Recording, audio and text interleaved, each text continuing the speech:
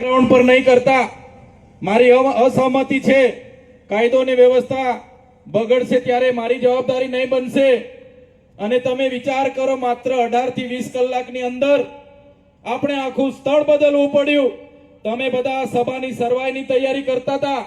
અમારા શૈલેષભાઈ ભાંભોર હોય, અમારા દેવેન્દ્રભાઈ મેડા હોય, અમારા કૃષ્ણભાઈ ચારેલ હોય, અમારા આ વિસ્તારના કેતનભાઈ બામણિયા હોય, એમણે સ્થળ બદલી કાઢ્યું. એટલે ચિંતામાં હતા કે ક્યાં કરીશું. પણ એ તમામ આગેવાનોની ટીમને અભિનંદન આપું છું. જેમ ક્રાંતિકારી ધરતી પર તમે સભા કરી છે, આવનારા દિવસોમાં ક્રાંતિની શરૂઆત પણ ગરબાડાની અહીંથી શરૂઆત થવાની છે. મારા પર ફોન હતો, મેં પણ ચિંતામાં હતો. નરેશભાઈ, રાકેશભાઈ બધા ચિંતા કરતા, સાહેબ કાર્યક્રમનું શું કરીએ. મેં કીધું ચૈતર વસાવા જાહેરાત કરે છે, એ ચાહે ગુજરાત સરકાર હોય, એ ચાહે કલેક્ટર હોય, એ ચાહે ડીડીઓ હોય, એ ચાહે એસપી હોય, કોઈ પણ ના પાડે, પણ ત્યાં ચૈતર વસાવા જઈને સભા કરે છે, પાછળ પાની કરતા નથી. એટલે મેં કીધું સભા તો થશે જ. સભા અમારા ખેડૂતો મને જગ્યા આપશે અને જે કરું છું તમને અભિનંદન કરું છું.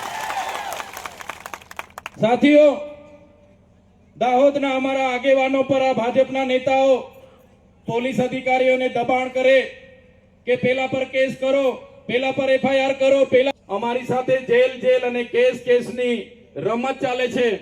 પણ આ મંચ પરથી એ ભાજપના નેતાઓને કહેવા માંગુ છું, તમને બેઠા એટલું જ અમારી સાથે હેરાનગતિ કરજો. અમે વ્યાજ સાથે હિસાબ કરવા વાળા લોકો છે. તમારા હિસાબ અમે કરી દઈશું. અમે તો 4-5 મહિના જેલ વેઠી લે એવા લોકોને કહી દીધું છે કે અમને જેલો થશે તો તમારે ડરવાનું નથી, તમારે રડવાનું નથી, તમારે લડવાનું છે. ત્યારે જે પણ ભાજપના નેતાઓ અમારા આમ આદમી પાર્ટીના આગેવાનો પર કેસો કરાવે છે, એ ભાજપના નેતાઓને પણ કેમ છું, આવનારો સમય અમારો આવવાનો છે, અમે વ્યાજ સમેત તમારો હિસાબ કિતાબ કરી દઈશું.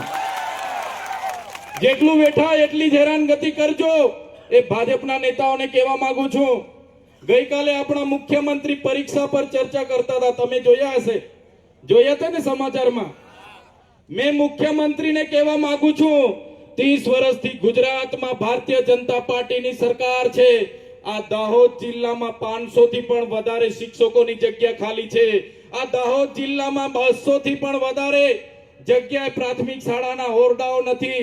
બાળકો ઝાડ નીચે ભણે છે. આજ દાહોદ જિલ્લામાં 200 થી પણ વધારે આંગણવાડી કેન્દ્રના મકાનો નથી.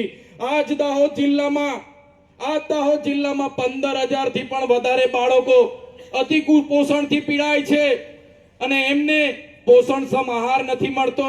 ત્યારે તમને કહેવા માંગીએ છીએ, તમે પરીક્ષાઓ પર ચર્ચા કરવાની વાત કરો છો.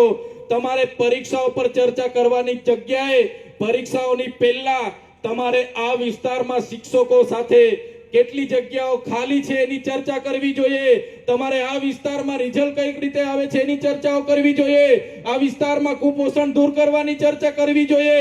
આ વિસ્તારમાં સિકલ સેલ એનેમિયા દૂર કરવાની ચર્ચા કરવી જોઈએ. આ વિસ્તારના ખેડૂતોને એમના પાકનો ભાવ મળે એની ચર્ચા કરવી જોઈએ. આ વિસ્તારમાં યુવાનોને રોજગારી મળે એની ચર્ચા કરવી જોઈએ. ત્યારે આ મુખ્યમંત્રી એમના વડાપ્રધાન આગળ ચાય પર ચર્ચા કરતા હતા, એ જ પ્રકારે મુખ્યમંત્રી પરીક્ષાઓ પર ચર્ચા કરે છે. ત્યારે એમને કહેવા માંગુ છું, તમે આવો, તમારા સાંસદને કહો, તમારા ધારાસભ્યને કહો, અમે આ દાહોદ જિલ્લાની તમામ સમસ્યાઓ પર ચર્ચા કરવા માટે તૈયાર છે. અમને તમે કહેશો એ જગ્યા પર આવીને અમે ડિબેટ કરવા તૈયાર છે.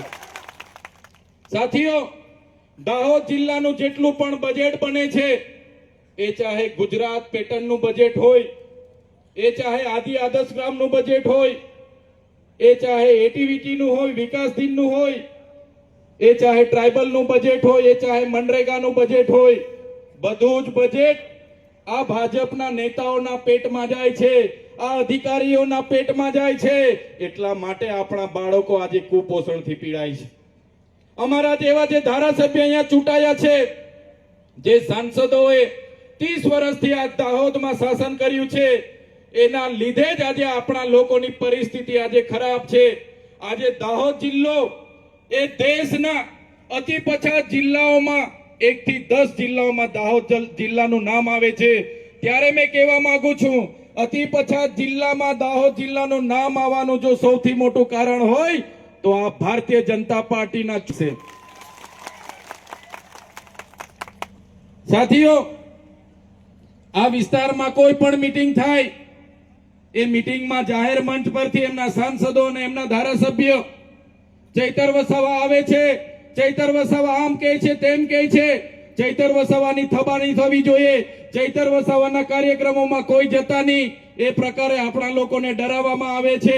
એમના ભાજપના નેતાઓ, સરપંચો આપણા લોકોને કહે છે સભામાં જઈશું, તમારે ત્યાં આપણે રેશન કાર્ડ નહીં આવે, અનાજ નહીં મળશે, તમારે ત્યાં પોલીસને રેડ પડાવી દઈશું. ત્યારે સાથીઓ, આ ભાજપના નેતાઓને ડર છે તમારા ચૈતર વસાવા તમને જાગૃત કરે, તમને અધિકારોની વાત કરે, તમારા શૈક્ષણિક, સામાજિક અને તમારા રાજકીય અધિકારોની વાત કરીએ, બંધારણ અધિકારોની વાત કરીએ, જે આ ભાજપના લોકોને ગમતું નથી.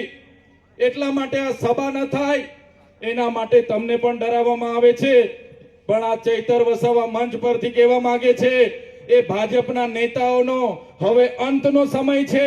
આજે તમારી ઉપસ્થિતિ બતાવે છે કે આવનારી તાલુકા જિલ્લા પંચાયતો હશે કે આવનારી વિધાનસભા હશે, દાહોદ જિલ્લામાંથી ભારતીય જનતા પાર્ટી હોય કે કોંગ્રેસ હોય, એના સુપડા સાફ થઈ જવાના છે.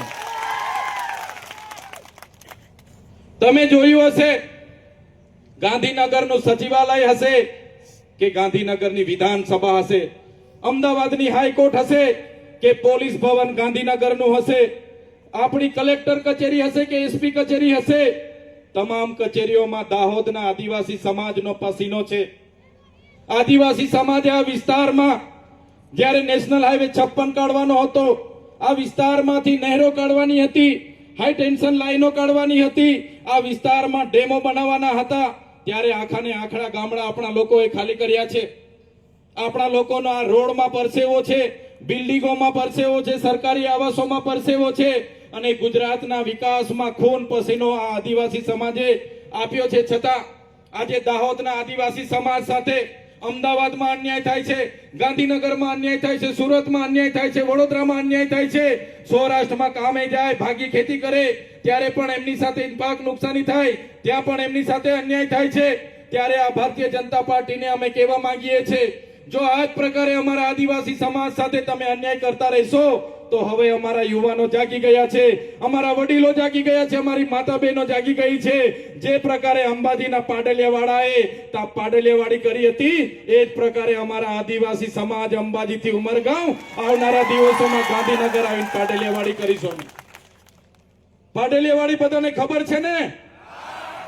આપણા આદિવાસીઓના ઝૂંપડા તોડવા માટે વન વિભાગના કર્મચારીઓ પોલીસ અધિકારીઓને લઈને ગયા, લાઠીચાર્જ કર્યો, 27 જેટલા ટીયર ગેસ છોડ્યા, 50 રાઉન્ડ ફાયરિંગ કર્યું, અને આપણા આદિવાસીઓએ આપણી અસલી ઓળખ બતાવી, અને અસલી ઓળખ બતાવી અને જે પાડલિયામાં થયું ત્યારે આ સરકારને કહેવા માંગીએ છીએ, અમારા આદિવાસીઓ સાથે આ જ પ્રકારના અન્યાયો થતા રહેશે તો અમે ગાંધીનગરની દિશા પકડીશું, ગાંધીનગરના રસ્તા પકડીશું, અને સત્તામાં બેઠેલા ભાજપના નેતાઓ સાથે પાડલિયાવાડી કરવા પણ અમે તૈયાર છે. ક્યાં સુધી અમે લડેંગે જીતેંગે કરીશું, ક્યાં સુધી અમે જિંદાબાદ મુર્દાબાદ કરીશું, ક્યાં સુધી અમે આવેદન નિવેદન કરીશું. હવે અમારી પાસે આવેદન નિવેદન કરવા માટેનો સમય નથી. અમારે શિક્ષકો માટે આંદોલન કરવું પડે, અમારે પીવાના પાણી માટે આંદોલન કરવું પડે, અમારે સિંચાઈના પાણી માટે આંદોલન કરવું પડે, અમારે રોડ રસ્તા માટે આંદોલન કરવું પડે, અમારે રોજગારી માટે આંદોલન કરવું પડે, અમારે પાકના ભાવ માટે આંદોલન કરવું પડે, અમારી જમીનો બચાવવા માટે આંદોલન કરવું પડે. તો હવે આંદોલન જિંદાબાદ મુર્દાબાદ લડેંગે જીતેંગે બંધ. હવે આ સરકાર સામે પાડલિયાવાડી કરવા માટે બધાએ તૈયાર થઈ જવું પડશે. આપણા ઘરમાં જે તીર કામઠાઓ મને હમણાં આપ્યા છે, એ તીર કામઠાઓ હું પણ ભેગા કરીને ઘરમાં મૂકું છું. મને પાલિયા મળે છે પણ ભેગા કરીને મૂકું છું, મને ધારિયા મળે છે એ પણ હું ભેગા કરીને મૂકું છું, મને ભાલા મળે છે એ પણ ભેગા કરીને મૂકું છું. અને તમને પણ કહેવા માંગુ છું, જ્યાં પણ આદિવાસી સમાજનું સંમેલન હોય ત્યાં ગિલોડી લઈને જજો, ત્યાં ગફેણ લઈને જજો, ત્યાં તીરકામઠું લઈને જજો, ત્યાંથી પાલિયા ભાલા પણ લેતા આવજો.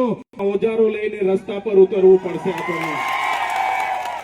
આ સરકારને આ મંચ પરથી કહેવા માંગીએ છે, અમારા ઘરમાં મૂકેલી એ ચાહે ગિલોડી હોય, એ ચાહે ગફેણ હોય, એ ચાહે તીરકામઠા હોય, એ ચાહે ભાલા હોય, એ ચાહે ગતિ થશે એ દિવસે સરકાર સામે ઉતરવા માટે અમે મૂક્યા છે ને લઈને ઉતરીશું. સાથીઓ, આજે મેં તમને કહેવા માટે આવ્યો છું, 30 વર્ષ સુધી આપણે બધા ભાજપ ભાજપ ભાજપ કરીને કોંગ્રેસ કોંગ્રેસ કરીને એમને આપ્યા છે. આગળ 50 વર્ષ એક હતું કોંગ્રેસનું શાસન હતું. હમણાં 30 વર્ષથી તાલુકા પંચાયત થી લઈને કેન્દ્ર સુધી છેલ્લા 11 વર્ષથી ભારતીય જનતા પાર્ટીનું શાસન છે. સંવિધાનમાં આપણને આર્ટિકલ 335 અંતર્ગત અનામત મળી છે. 15% અનામતનો આજે અમલ નથી થતો. 100 માંથી જો 15% આદિવાસીઓને લેવાનો જે આપણો કોટો છે એમાં 40% માર્કની આ લોકોએ કટઅપ મૂકી દીધું છે. એના લીધે આપણા વર્ગ 3ના કોઈ પણ હોય, તલાટી હોય, ગ્રામ સેવક હોય કે પોલીસ અધિકારીઓ એ જગ્યા ભરાતી નથી. જે પ્રકારે આપણને રિઝર્વ મળ્યું છે એનો અમલ થતો નથી. તમે આજે જોતા હશો આપણને જે કાસ્ટ સર્ટિફિકેટો મળી છે એને પણ આ ભાજપના લોકોએ આખા ગુજરાતમાં લાખોની સંખ્યામાં મેળવડા કરીને એમણે વિતરણ કર્યા છે. જેના કારણે આદિવાસીઓના કોટામાં બિન આદિવાસીઓ, ખોટા જાતિના પ્રમાણપત્ર લેનારા બોગસ આદિવાસીઓ આજે શિક્ષણમાં અને નોકરીઓમાં ઘૂસેલા છે. આજે આપણા વિદ્યાર્થીઓને જે પોસ્ટ મેટ્રિક શિષ્યવૃત્તિ મળતી હતી એ પણ મેનેજમેન્ટ કોટા અને વેકેન્ટ કોટામાં આજે છેલ્લા 1 વર્ષથી બંધ કરી દેવામાં આવી છે. એવા અનેકો પ્રશ્ન છે. આપણા વિસ્તારમાં જે વન અધિકાર અધિનિયમો છે એ અંતર્ગત જંગલ જમીન ખેડતા ખેડૂતોને સનતો પણ આપવામાં નથી આવી. જે લોકો આ ડેમોમાં જમીનો ગુમાવી છે એમને વળતર પણ નથી આપવામાં આવ્યું. ત્યારે હું તમને કહેવા માંગુ છું, આવનારા દિવસોમાં ગુજરાત સરકારનું બજેટ સત્ર વિધાનસભામાં મળવાનું છે. ત્યારે 16 ફેબ્રુઆરી થી લઈને 26 માર્ચ સુધી મળનારા બજેટ સત્રમાં જો સરકાર આદિવાસીઓના વર્ષો જૂના પ્રશ્નોનું નિરાકરણ નહીં આવે, અમારી આગેવાનીમાં ખૂબ મોટા આંદોલનો થવાના છે અને તમને આહવાન કરીશું એ દિવસે તમારે ગાંધીનગર પહોંચી જવાનું છે. તમારે આત્મા જગાડવો પડશે. સમસ્યા